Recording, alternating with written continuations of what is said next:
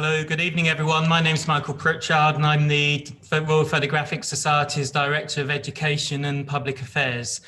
The RPS has been running a number of strands of online talks from its award recipients, from young photographers and bursary recipients, and you can find details of upcoming talks on the RPS website. So this evening, we're delighted to present Henri Kisielewski, who will be talking to Brett Walsh. Henri is a self-taught French-British documentary photographer, and his interests lie in identity, memory, and shared histories. He was awarded the Society's Joan Wakelin Bursary in 2019 to document Portugal's best-known musical genre, Fado. He'll be talking to Brett, who is an artist, a writer currently working at the British Library, where he coordinates their cultural events programmes. We're also delighted to welcome Marta and Mara, who will begin the evening by reminding us what Fado is and how it sounds. So finally, if you have your own project you're looking to realise, the Joan Wakelin Bursary is currently open for applications. It's offered in partnership with The Guardian newspaper and provides £2,000 for the production of a photographic essay on a social documentary issue. The RPS TPA Environmental Bursary is also open, and you'll find more information on the Society's homepage, and we'll post a link here later on. So after Henri and Brett's conversation, we'll open up the public Q&A. If you do have questions, please leave them on the Zoom chat, but otherwise, Henri and Brett, over to you. Thanks so much, Michael, and thanks to the Royal Photographic Society for having us this evening. So, hi, I'm Brett, and I'm really excited to be talking to Henri about his project Postcard City, which was shot in Lisbon in 2019, and it explored Fado. And then later on in the event, we'll also be talking about an ongoing project that Henri's been working on for a few years now. Henri's going to present a few images, a selection from the photographs, and then we're going to be sort of delving in deeper, having a conversation about the ideas and in a bit more detail about particular images. And as Michael said, we'll also be having some live music from Portugal, which is really exciting. But we thought a good place to start to sort of kick things off is for Henri to give a kind of potted or like an overview of Fado itself, because for those who aren't familiar with it. So perhaps, Henri, you can talk about its origins and how you came to know about it. Yeah, absolutely. Thanks everyone for being here. It's really nice to see so many of you. I'm in no way an expert on Fado, but it was really useful for this project, so we'll get into it. The project is called Postcard City, and it looks at the effects of mass tourism on Lisbon using Fado as a sort of central metaphor. Fado is Lisbon's urban folk music. It originated in the bars and brothels and dark alleyways of Lisbon's poorer neighborhoods. And it has associations with themes of love and loss and death and homesick sailors and the fishing trade, all these things. But rather than me tell you about it, once again, I'm not really much of an expert. Why don't we listen to some live from Lisbon? Marta Rosa and Mara Dulce will be playing a couple of songs for us now. Girls over there. Hello. Hello. Can you listen well? Hi, we can hear you perfectly. Nice. Hello, welcome everyone. Thanks for having us. It's an honor truly to be here. We're very excited. My name is Marta Rosa. I'm a Fado singer, and with me I have the Portuguese guitar player, Mara Dulce. Hi there. So we'll just start playing, and then I'll talk a bit about what this Fado is. This is a non-traditional Fado. It's called Lenda das Algas, Legend of the Sea Algae. I don't know if that's how it translates. Literally, it talks about a beach and the sea, a fisherman, a girl. But truly, for me, it speaks about life itself, dreaming, and some melancholy of the bear we have of thinking and feeling as human beings. Lenda das Algas.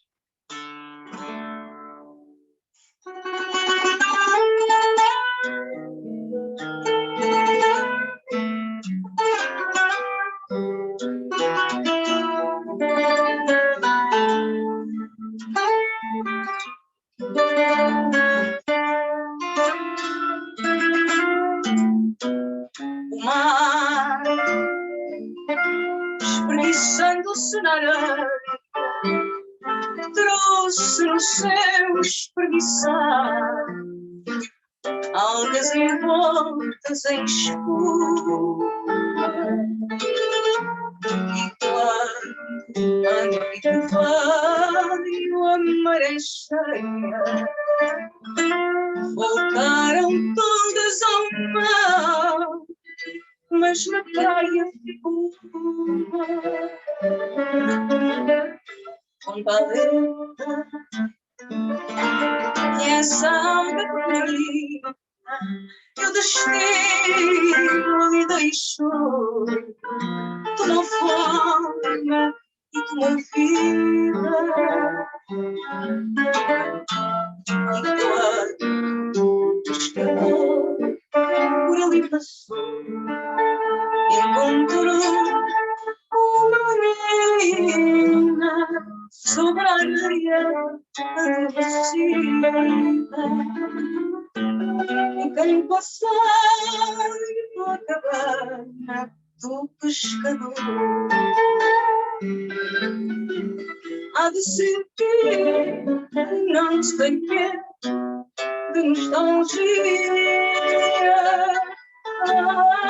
Os seus ouvidos há de chegar um rumor que tem do mar a estranha melancolia.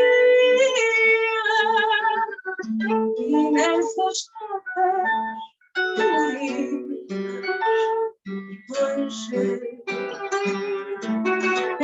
talvez não saiba quem é que está a escutar.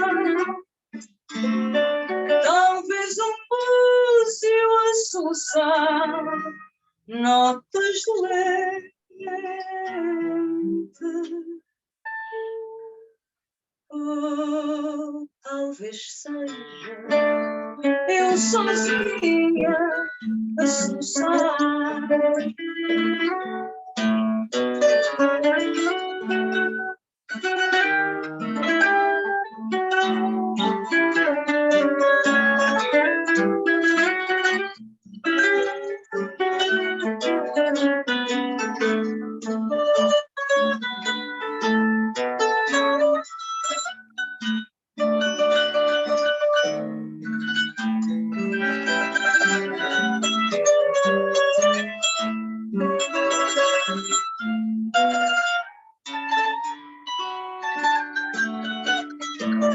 E nessas notas doídas blanches,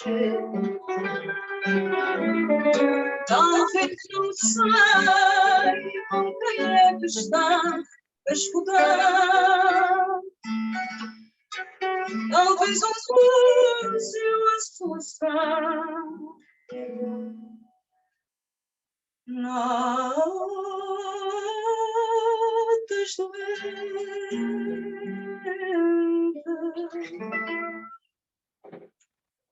Oh, talvez seja eu sozinha a solução.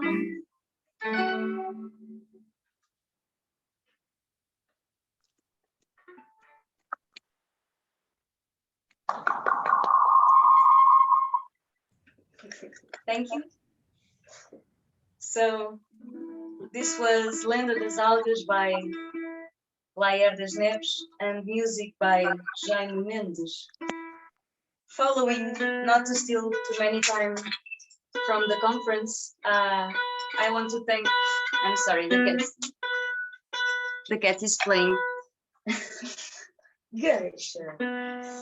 I was saying that, not to steal too many time from my friend Henri and from Brett, I want to thank once again for the opportunity to be here today with you all and to sing for you. I'm a bit nervous, not really used to do this. It's very odd, isn't it, to sing and to be digitally with people again after almost 2 years of a pandemic that has stolen us so much. So I would like to sing a fado that I wrote myself. The poem is called Lenda da Sereia, Legend of the Siren, and it's part of my EP that was launched September last year, during the pandemics already. It talks about, I think, it's erotic in one way, it's feminine, it talks about the allegory of the fatal woman, and once again it talks about life and death and dreaming and fantasy, and once again the sea. Lenda da Sereia.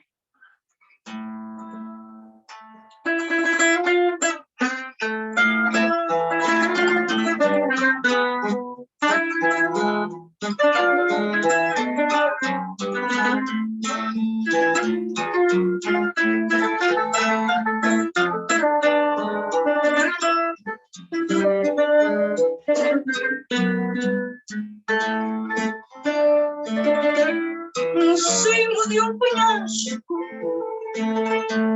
havia passarinho que ao mar se debruçava com a proa de navio. Da praia misterioso, ao longe se avistava de velho pescador.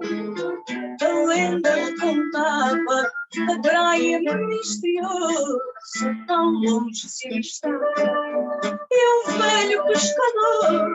A lenda contava. Além no casarinho de do passado, morou em desvario o homem isolado. Consigo uma guitarra, pisar companhia, chorando um bárbaro, aquilo que o vento repetia. Consigo uma guitarra, pisar companhia, chorando um bárbaro, aquilo que o vento repetia. Quando certa noite à luz da lua cheia ouviu que alguém cantava talvez uma sereia.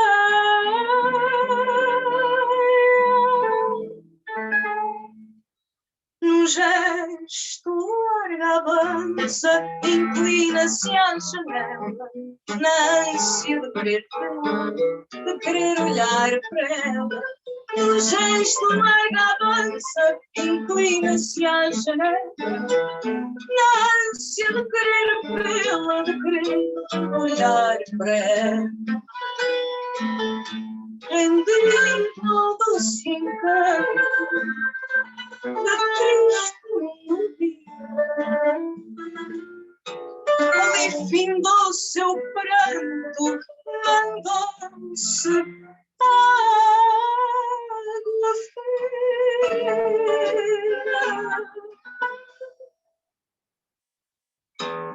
Calou-se essa guitarra, mas quando a lua cheia do mar ecoa o canto da lenda da sereia. Calou-se essa guitarra, mas quando a lua cheia do mar ecoa o canto da lenda da sereia.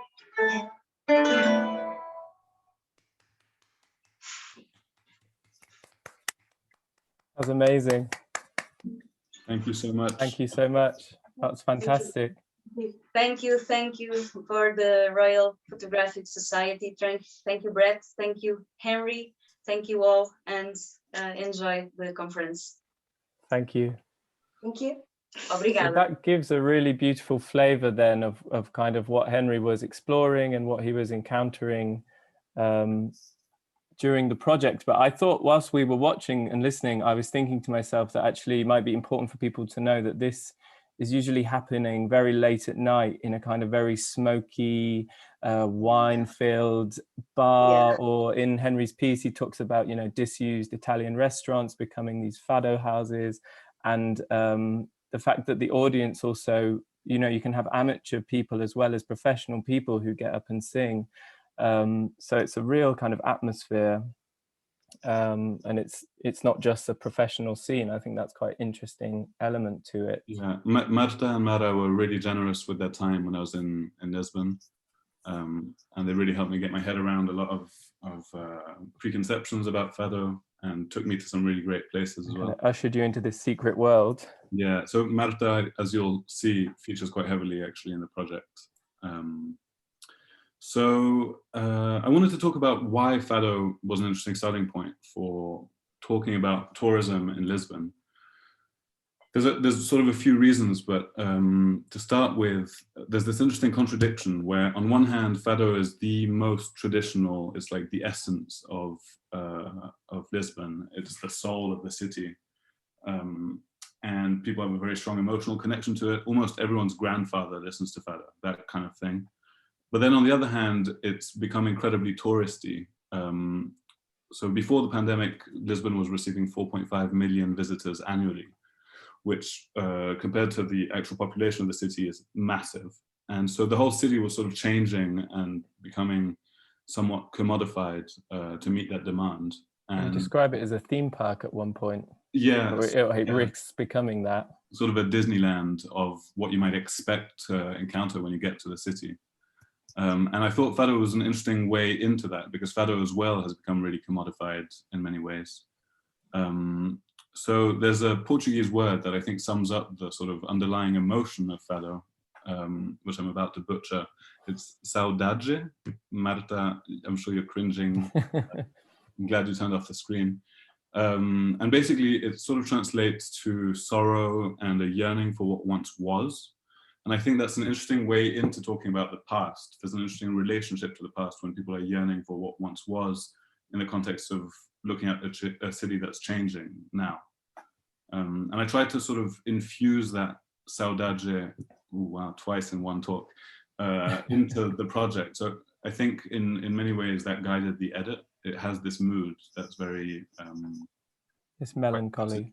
Yeah, and melancholy. So I hope that translates. I'm going to start showing some pictures. I guess that's what people are here for. I think that would be great to see. Just as a warning, I'm not going to be talking over every single picture because we'll be here all night.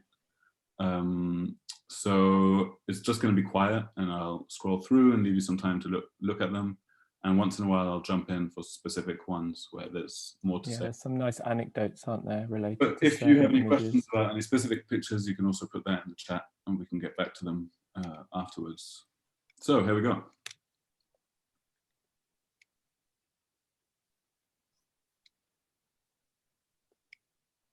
I can't see your screen, Henry.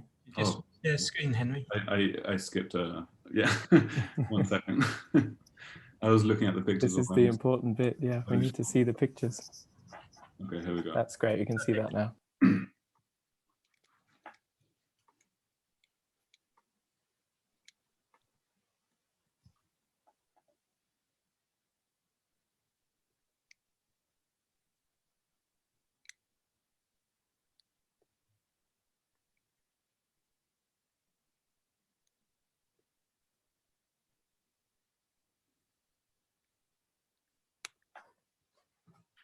So one of the preconceptions that I sort of had when I went was that all of fado had become commodified, and that there was no such thing as authentic fado anymore, that it just wasn't to be found.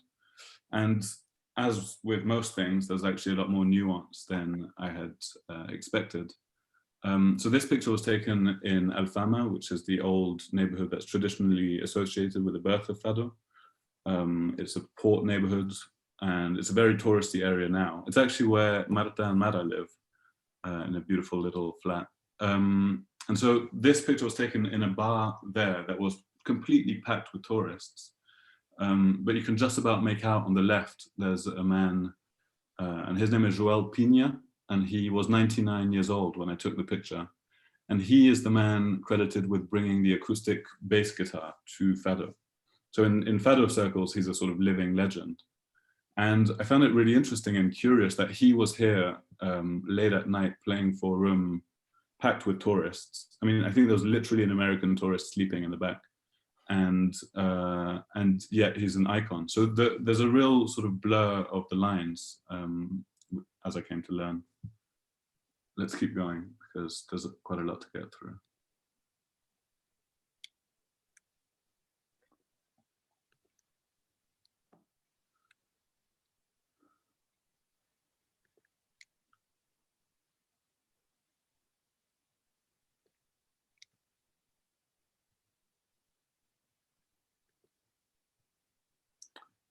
This is, it's a picture of the number 28 tram, which is, it's sort of become the icon of Lisbon. You know, the yellow tram that you see in almost every single postcard and EasyJet advert. It sort of relates because it's now become, it's become this icon, tourists queue up around the block to get on it. And it's really interfering with daily life in Lisbon. I mean, I've seen sort of old ladies presumably trying to get to the pharmacy or the supermarket, and they had to queue with the tourists, which was bonkers. And Lisbon's a very hilly city, so you know, when you need to get somewhere, it is better to have public transport. So I wanted to incorporate at least one picture of this 28 tram in the project, but I didn't want to reproduce the sort of iconic Lisbon photograph.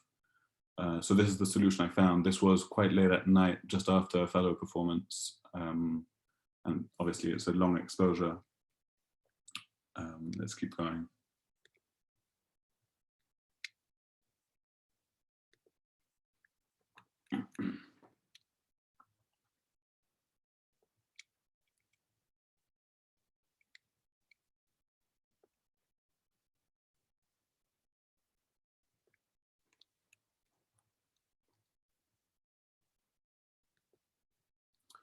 So I think the highlight of the project, I spent a month in Lisbon, all in all. Thank you to the RPS and the Guardian once again.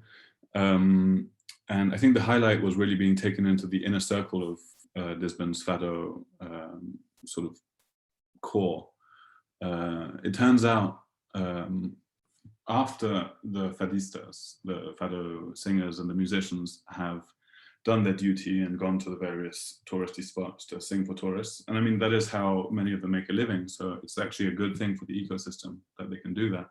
But once they've done that, they congregate in this place. It's, as Brett said, an abandoned, well, a disused Italian restaurant. And it's only open from midnight to 6 in the morning. And this is where they come together to play. And I mean, I can't really describe it in one sentence here. I did write a sort of non-fiction essay that you can find on the Guardian website that goes into much more detail about this. But anyway, this picture was taken there. And I have to thank Marta and Mara once again for taking me down. This is Adriano after a long set. We had to move all the ashtrays and beer bottles and wine bottles for the picture. That bears saying. And this is Marta, if I remember correctly, in the same place at about 5:30 in the morning. Yeah, it was amazing that I managed to get a relatively sharp picture. One of the components of listening to Fado is drinking a lot of red wine, so that might have come through.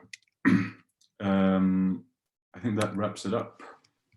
Amazing. So I just popped, in case people are interested, I just popped the link to the Guardian article in the chat there.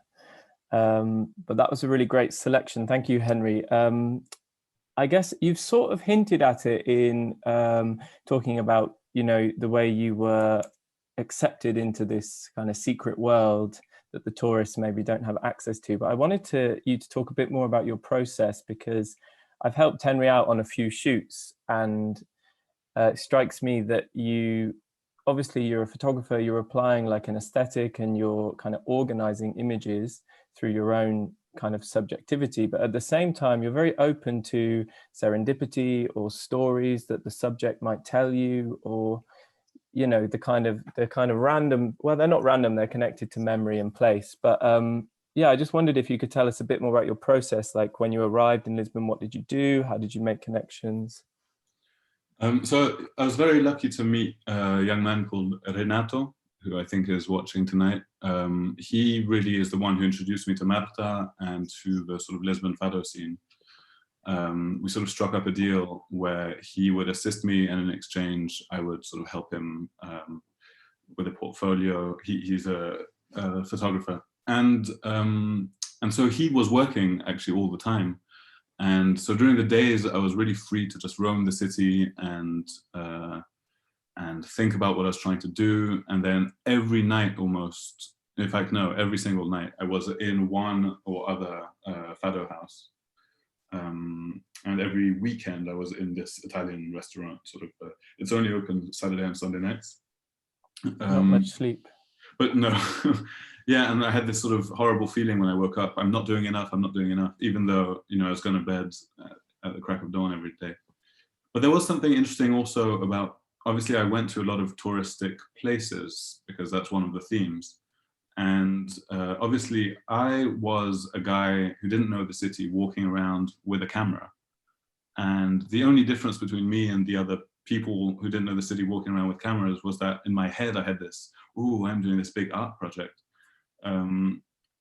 Talk about imposter syndrome. Well, there is a contradiction there, but there's also, you went further. You went behind the scenes. You didn't just go to the touristic places. You actually strove to get, into those hidden cafes and Fado houses.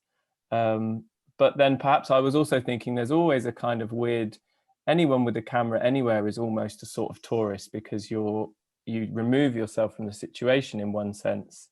Yeah, absolutely. Through looking through a lens. So it's kind of inherent in a way, but yeah, were there any moments when you found that quite sort of challenging, that you were a bit detached from things, or did you actually find you could engage more through photographing?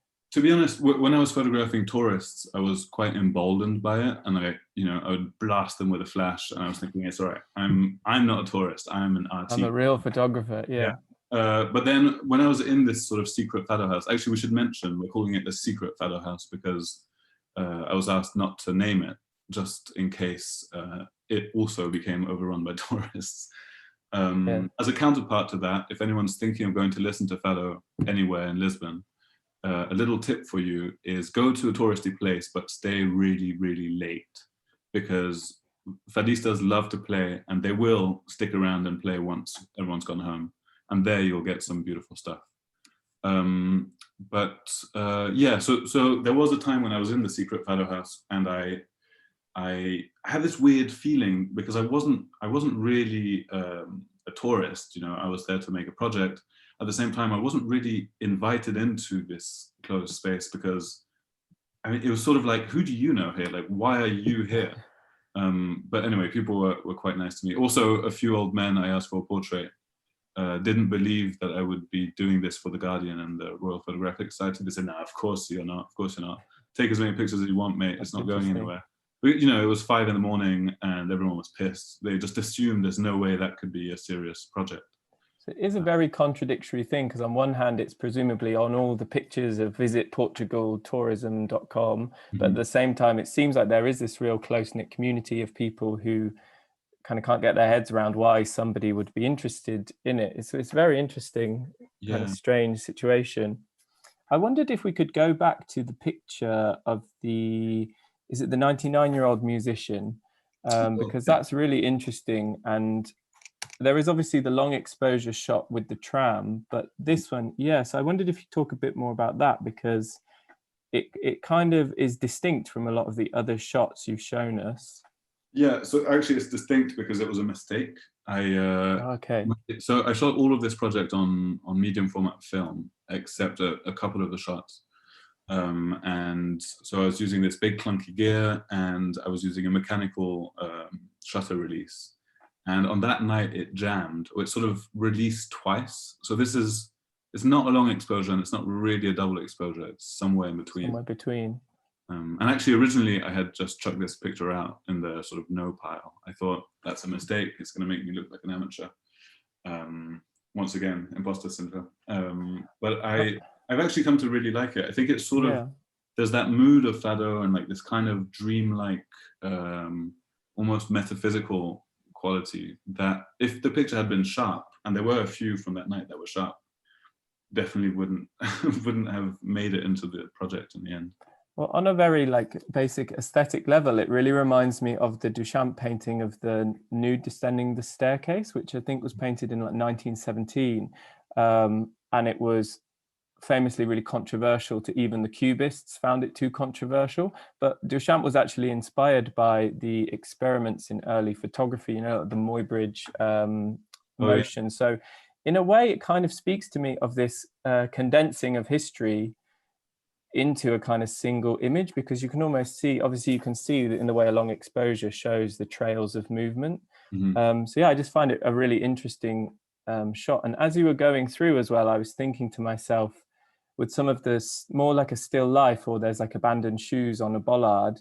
Mm-hmm. And it struck me that a lot of the lyrics I've been reading of the music has a very similar use of symbols and images, and, you know, like a wrecked boat on a seashore, you know, washed up algae. So I wondered, do you feel like you kind of got imbued a bit by the poetry of the lyrics? I don't know how much you understood, but... Yeah, definitely. I think, without wanting to be too sort of abstract about this, I think there are a lot of similarities between photography in the real world, you know, not in the studio, but when you're going out and trying to make things, and poetry, and obviously Fado and poetry are closely linked. You know, you're sort of trying to pick things, following your intuition in many cases, and then those things kind of come together. So, you know, I know that you're working a lot on ideas of the rag picker and picking things up in the street, and sort of, didn't you tell me once that there was a connection between literature and litter? I think you told me. Yeah, there's a way back etymology of the two. So I think they're from the same root, but it's that idea of serendipity again, I guess, or being open to, you know, the chance encounters of the world. And it's a balance, I suppose, isn't it? Because there is an aesthetic choice and there is a framing and a composition, but at the same time, perhaps the way you encounter these objects is a bit more random, or you will let somebody sort of lead you through a back alley if they've got a good anecdote, or... Yeah, yeah, we shouldn't broadcast. Not to sound too...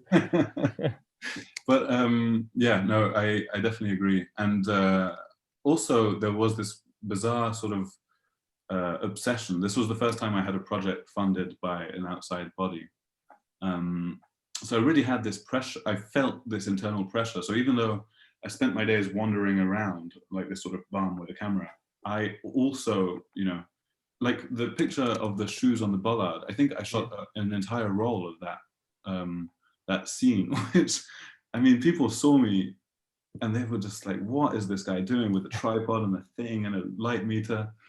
So I guess that's interesting, that to get that, it kind of that feel of a chance encounter actually takes a whole roll of film in a way. That's kind of interesting. Actually, this is the first picture of the roll. Okay, wow, yeah. Yeah, because then I got way too like, oh, what if it was, anyway, yeah. No, that's interesting. I'm a bit conscious of time, but I know there is this reading from Invisible Cities by Italo Calvino that we'd kind of picked out, because it's actually where you got the title for the project Postcard Cities from. So, I mean, I'm happy to read that. I think we've got time. Do you want to say a few words about why this inspired you, or do you want me to read it first? I think it's actually quite clear when you hear the reading. Yeah. But yeah, well, go ahead, and maybe if anything needs saying, we'll. Okay, yeah, so this is from Invisible Cities. In Marilia, the traveller is invited to visit the city and at the same time to examine some old postcards that show it as it used to be, the same identical square with a hen in the place of a bus station, a bandstand in the place of the overpass, two young ladies with white parasols in the place of the munitions factory. If the traveller does not wish to disappoint the inhabitants, he must praise the postcard city and prefer it to the present one, though he must be careful to contain his regret at the changes within definite limits, admitting that the magnificence and prosperity of the metropolis, when compared to the old provincial Marilia, cannot compensate for a certain lost grace, which, however, can be apprehended only now in the postcards, whereas before, when the provincial Marilia was before one's eyes, one saw absolutely nothing graceful and would see it even less today. If Marilia had remained unchanged, and in any case the metropolis has the added attraction that, through what it has become, one can look back with nostalgia at what it was. So yeah, that really sort of encapsulates the melancholy of the music, the nostalgia and the destruction that can happen with tourism. And it's kind of all contained in this idea of a postcard city. So yeah. Should we move on to the next project? Otherwise, I think we're going to really... Yes, sounds good. Also, just a reminder to people, if you do want to pop your questions in the chat, we'll hopefully have some time at the end and get through as many as we can. So this is your project, which is ongoing. So yeah, you take it away. Yeah, so I'll try to keep the anecdotes short because we don't have that much time. But this is a project that I started, it says 2018, it's sort of 2017 really. In 2017, I found myself running an abandoned hotel on behalf of an American curator. This beautiful Victorian hotel in West London with gilded ceilings and ballrooms and massive Art Deco mirrors. And it was completely empty. It had been abandoned for 20 years. So I had this place to myself. We were putting on exhibitions there, and most of the time I was there by myself, you know, sort of like The Shining. And I had a little studio there, and I needed to come up with something, an idea that would do justice to this place and my situation within it. So I came up with this sort of impossible idea, and I thought, if I can do that, then that will be good. And if I can't do that, well, at least I tried, you know, rather than do lots of little shoots left and right. So I decided I wanted to track down the staff of the hotel 20 years earlier, and then invite them to come back and photograph them in the same place in their old uniforms, sort of as though to recreate scenes from their past, but in the present, so in the same places that they've lived them. So it took me a year of searching. I mean, there was no Facebook or, you know, none of those MSN 20 years ago when these people would have left the hotel. So it was really difficult to find them. This is in Lancaster Gate, which for those of you who know London is packed with hotels. So I had these sit downs with all of the hotel managers of all the older hotels around there, trying to find anyone who could point me in the right direction. And it just wasn't working out. And eventually, after a year, someone knocked on the door and said, "Hi, would you mind if I came in? I used to work here."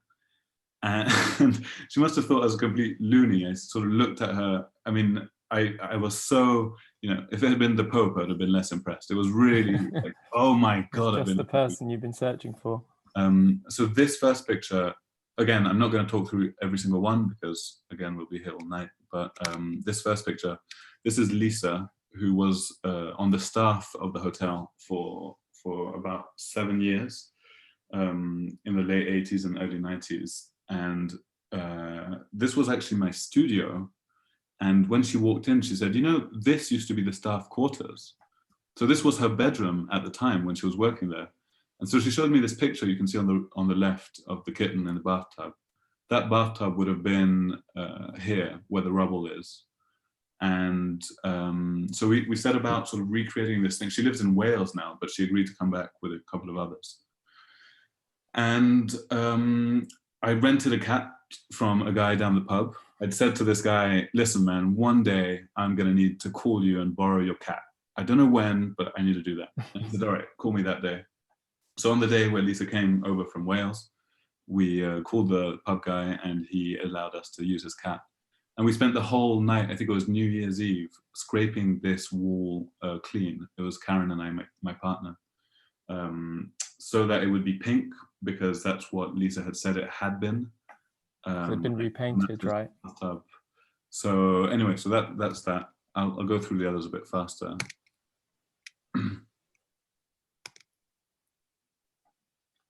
So was that from the abandoned swimming pool? Yeah. Yeah. Yes.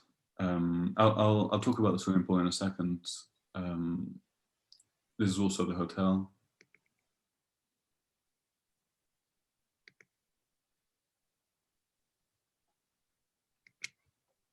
This one is quite funny. So this is a post-war swimming pool in North London. It's been empty for, I don't know, 7 years or something. And I managed to track down this man called Armand, who is a scholar who wrote a book about, he learned to swim when he was 30. And he wrote a book about the Alexandra method, which I think is a method for learning music, but he applied it to swimming. And in that book that he brought on the day, which I actually have here with me, there's this picture on the right of him on the rowing machine that he took 30 years earlier, this one. So he turned up sort of dressed completely differently, and I sent him home and said, can you please come back in a white t-shirt, black shorts and white trainers, roll your socks up and let's do this. So actually the picture on the left is what we did on the day, and the picture on the right is from the project, from his book. And that's sort of how the project is gonna go. It's sort of playing with people's archival photographs and then trying to not, to loosely recreate. I'm not interested in actually recreating a photograph.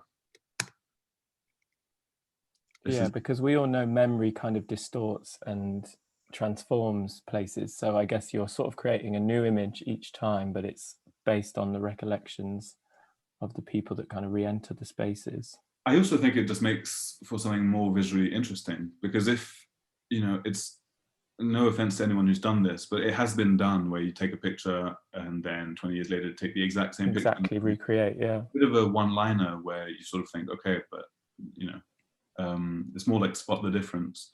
And this way the pictures can sort of communicate and it becomes more rich, I think. This is from an abandoned theatre in Walthamstow that I'm working in at the moment. I found a couple, I haven't shot them yet because of COVID, but they went on a first date in this theatre in 1966, and they've been married pretty much ever since. And they've agreed to come back, and we're going to recreate their first date, basically, which I think is going to be really, really good. This is in a gym. And this is the last one I'll talk about. This was also at the swimming pool, but it's the most recent one. I took this 2 weeks ago. I was at the swimming pool for completely unrelated reasons, photographing a dance performance. And afterwards we were sort of having a drink outside, and I saw this little old lady sort of peering in. So I asked her, what was up? And she said that she used to swim here really often, and she really missed it, and that sometimes she cried thinking about it. So I offered to take her around, and we looked at the pool. She was quite unimpressed by a massive empty swimming pool. She didn't really care that much. She said, can we please go see the changing rooms? I remember they were so luxurious with the wood paneling and blah, blah, blah. So anyway, we went up to the changing rooms. The only two lights that were working were these two lights in the mirror. And I explained the project to her, and she said, yeah, great, let's do that.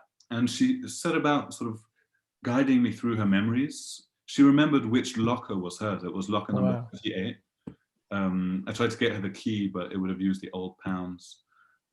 She remembered which side of the mirror was hers. She remembered, we spent like an hour there, and it had such a strong atmosphere. You could still smell the chlorine even so many years later, and the mildew of sort of abandoned buildings. It was like a dream, kind of. Anyway, so this is the last picture I'll show you for that. Amazing. I mean, we've got about 15 minutes left, so I think if we wanted to take questions now we could, but I've also got loads of things I could sort of talk about. So maybe I'll just continue, and then, as we see them popping up into the chat, we can move on to audience questions. I've got some questions here, Brett. Oh, you've got some. Okay, great. So when you're ready. I guess I just wanted to ask Henri about what his kind of ambition is, because this is an ongoing project, and you know, who knows how many abandoned buildings are out there with amazing memories attached to them. So how do you kind of see this developing, or what's your view? I mean, I think I'll stop when I'm bored of it, but honestly, I'd like there to be like 5 or 7 or maybe 10. I'd like it to be really a rich tapestry of memories and Different spaces. Also, I have I have 2 sort of rules for the project. One, the building has to look cool, like it has to be an interesting, visually interesting building. And 2, all the pictures of people have to be people who had a history with that building. I'm not interested in just pretending. I'm just thinking it would make an amazing kind of anthology with people's memories, you know, letters or old photographs reproduced, and just exposing these different buildings and the different layers. The book would be really great. And there's also so many, not only the personal archival photographs of the people in the project, but even archival photographs of the buildings over the years. You can use floor plans, you can use all kinds of things. I'm really excited, but I need to get there someday. Not yet. It's ongoing. It's ongoing. Okay. Yeah, we could take questions now if you want to come in, Michael. Okay, so I've got some questions from our audience. The first one is actually for Marta, or Henri, you might be able to help here. So we've got a question asking what the instruments are that are traditionally played in Fado. I think Marta should definitely take this one if she's still with us.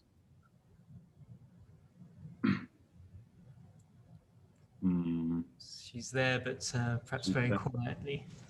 Okay, I mean, I can sort of bumble my way through. I think traditionally there are 2 or 3 instruments. There's an acoustic guitar, and then there's now an acoustic bass guitar, as we've established, thanks to João Wakelin. And then the sort of main instrument is this, I think it's called the Portuguese guitar.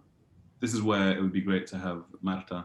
This is the one, so it's quite small and round. It's the one that Mara Dulce was playing. It's a really beautiful instrument that sort of looks a bit like a peacock at the top. And it's played, so instead of on a normal guitar you have 6 strings, here you have 2 by 2 by 2, so you have 12 strings in total, but you always play them 2 by 2, and they play with these little picks that sort of go perpendicular from their fingers. And I've tried it, it's absolutely impossible. Even one note is quite a feat. Thanks. So we've got another question here saying that you spoke about yearning as being at the core of Fado, and this seems to come across in many of your photographs. Was this deliberate, and how did you achieve it? Yeah, I mean, that was really one of the things that attracted me to the idea of this project. Using Fado as a central sort of element to the project meant that I could kind of try to use that, I suppose, visual language or that underlying mood that Fado has, and it just made sense to use that in the pictures. How did I achieve that? Well, I think the main thing is editing. My edit at the start was very sort of, what I'd actually done is I'd picked the most pretty pictures and I called that a day. And then a great photographer who I work for, Olivia Arthur, sort of stepped in and said, listen, this is not really, this is not it. And so she asked me to send every single picture that I'd taken in Lisbon, even the shockers. And she said, listen, I'll have a look. And a couple of days later, she messaged me saying, hey, actually, there's a pretty good project in here. You just didn't see it. And in a way, it's like you got tempted by the touristification to kind of aestheticize or to, you know, smooth over the cracks in a way. It's quite interesting. Yeah. I think what I was doing is trying to like build a portfolio and say to people, hey, employ me. I can take great portraits. When in reality, that's not really what this is about. You know, it's about telling a story. And that was a really great lesson. So we've got another question that's a bit more related to the later projects, and our questioner is asking, how do you choose your projects, or do they choose you? That's a good question for which I don't have a very good answer. I think it's a question of, you only have so much time in a day, and the things that really jump to the front of your mind, that really get you excited, that's what you're going to end up doing. And sometimes you think, oh no, I don't want to do that one, because you're worried that it's going to be too difficult, or but often those are the ones that you need to pursue. Like waiting a year to find, you know, a few people to photograph in an empty building. It was worth it, I think. Thank you. So Karen is asking in the chat, firstly, thanking you for the talk, and then a question about your first project. Why focus on Fado? Did you like Fado before doing the project? Well, again, I really like the idea of this sort of inbuilt aesthetic and mood. But actually, to be honest, I hadn't really listened to that much Fado before I pitched this to the Joan Wakelin Bursary. Once again, anyone hesitating, send something to the Joan Wakelin Bursary. It's really great. But I, on the first night that I made it to the secret Fado house, which was pretty early on, a few hours in, I realized, oh right, I'm in for, you know, I'm going to spend a month listening to Fado. And now I love it. I actually listen to it, especially Marta's EP. It's really beautiful. I'm plugging everyone now. Yeah, it's really, I love it actually. Also now I associate it with good memories of being in Lisbon and making this project. So there's also that, but. So I've got another question that came in earlier asking where can we hear more of Marta's Fado? You just mentioned an EP there. I don't know, Brett or Henry, if you could maybe post a link. We seem to have some people that want to purchase. Yeah, I'll find the, well, actually, Brett can maybe find it and put the link in the chat, but Marta, M-A-R-T-A, Rosa, R-O-S-A. That's not how she'd pronounce it, once again. And if you put her into Spotify or anywhere, you'll find it. And that second song that she sang at the beginning was actually a request of mine, Linda de Soraya, which is, again, not how you say it. It's up there on her Spotify, and it's... Okay, we're going to come back to your work now, Henry. So Jenna is asking, where can we see your work after this talk? Are there any plans for future exhibitions? Are there any of your prints for sale? Oh, so the work is on my website, boringly. If you can get your hands on the July issue of the RPS Journal, you can also find it published in there. No exhibition plans coming up, but hopefully once COVID dies down and I have a bit more work to show, I'll be able to do that. And yeah, all of my pictures are for sale in different edition sizes, and just drop me a line. Okay. So we've got another question. So question for you again, Henry. Is the picture currently on the screen of David Baddiel? If so, how is he involved in the project? Yeah, that is actually David Baddiel. He, so when I got access to this abandoned swimming pool in North London, I was asking people around the neighborhood if they knew of anyone who used to swim there. And I spoke to this great builder across the road, and he put me in touch with some people and whatever. And then they said, hey, you know who used to swim here? David Baddiel. And so I got in touch with his agent, and I didn't really expect to hear much back from him, but he agreed to do it. So that's him sitting in the deep end of the swimming pool. And the reason he looks that way is that when he came, he told me that actually he used to swim in this pool because he was depressed. And actually when he came back, it sort of threw back all of these emotions in his theme of melancholy emerging again. I don't do it on purpose. But what was quite funny also is he decided to do it. He said he might get some material out of it. He's a comedian, for those of you who don't know. And he was on the radio that morning talking about how, you know, I'm sure I'll get some jokes out of this. And then once we finished shooting, he started getting quite, you know, he asked, can we go stand in the cafe for a minute? The old cafe, the windows are boarded up, it's really smelly. And he stood there and said, there's something quite Proustian about this, isn't there? And I thought, so you got very philosophical. Yeah, he was just being, anyway, a comedian. So I'm going to ask on behalf of the RPS, what advice would you give to anyone looking to apply for a bursary, and how did you approach your own application? I think don't hesitate and do it in good time, because I think we've all been in that situation where the deadline's looming and it's just a nightmare. So do it in good time. My approach, I really shouldn't say this, but I guess you're getting the scoop. I I have this list of opportunities that I try to keep on top of. And I had just come back from a week shooting in Iceland, and I realized that there was the deadline for the Joan Wakelin Bursary, which I really wanted to apply to, but I thought, oh, so I didn't know if the deadline was the day before or on that day. So I called up and I spoke to Jo, I think, who administers the bursary. And she said, yeah, just send it by tonight, by midnight, and it'll be fine. So I sat down for the whole afternoon and I just had this idea about the Fado thing that had been following me for a while. And yeah, so don't do that, basically. Take your time, really think about it. Don't do it in one afternoon. That's my advice. Great. And we've got, I think we're sort of coming up to 7, but we've got a great, probably what might be a final question from Billy, asking, what makes your work so interesting is the serendipity, meeting Marta in Portugal, the old staff member turning up to the hotel. As the project goes on and you get, quotes, better at finding these locations and staff members, or do you feel that some of that is lost? Are there any steps you take to try and keep that side of it alive? Yeah, that's a really good question from Billy, who is in Japan. I think, yeah, again, a great question. I don't have a great answer for it.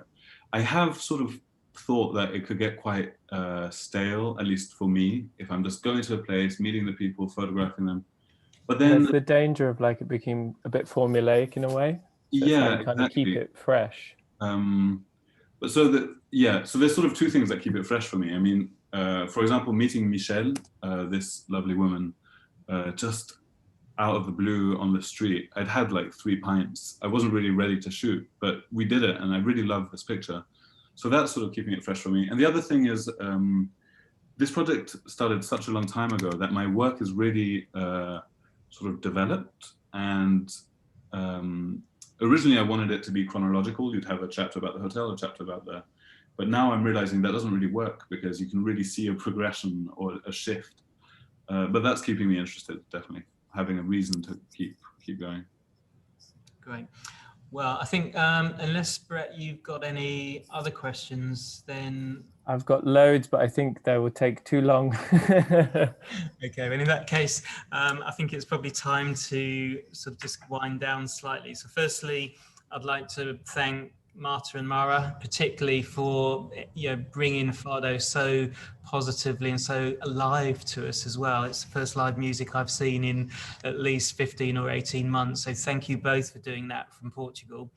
And Henri and Brett, thank you again for bringing Henri's projects alive and for helping us understand your approach, Henri, to the work and presenting that this evening to us. I'd also just like to thank Joe McDonald, who organised this evening. Joe's at home currently, having just recovering from an operation. So thank you, Joe, for arranging this and bringing everyone together. And thank you to our audience, particularly for coming this evening. And I hope you've learned something and been inspired to go off and buy some Fado, because I think there's plenty of links in the chat. And we'll probably share the links with you separately by emails after the event. If anyone does want the PDF of Henri's piece in the RPS Journal, just email me directly at michael@rps.org, and we'll send that to you with our compliments. So thank you, Henri, Marta, Brett, for your time this evening, and Mara, apologies, and Mara as well in the background there. And thank you to our audience, and enjoy the rest of your evening. I think there might be a football game on this evening somewhere. We don't talk about that. So thank you, everyone, and good night. Thanks so much. Thank you. It's okay, UK won. They beat Germany. I've been running. Hi, Henri. Okay. Thank you. I sacrificed a lot for you, a whole game. Okay. Thank you. Good night, everyone. Sounds like it might be a celebration on the way home, I suspect, for some people. Bye then.